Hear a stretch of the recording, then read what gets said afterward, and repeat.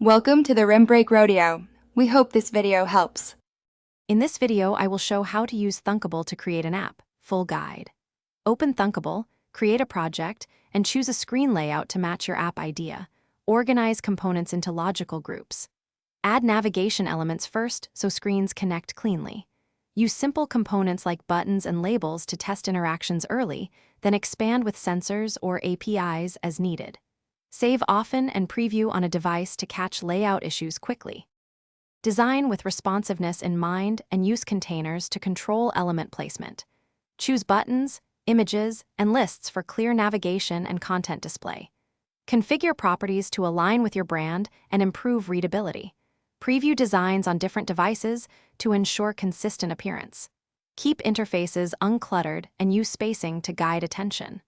Small style tweaks can greatly improve usability and perceived polish, so iterate quickly and test frequently.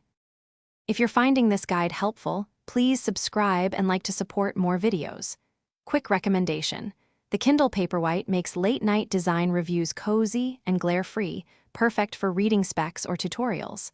I tend to keep one by my desk to relax between builds. Check the description for the product link and other deals if you want one. Thanks for the support. Now let's get back to the video.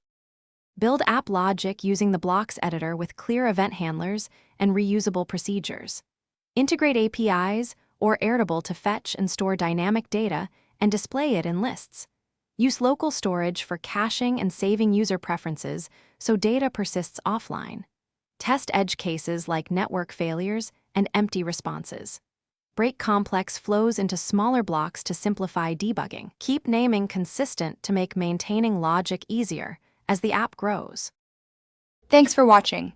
Consider subscribing if we helped you.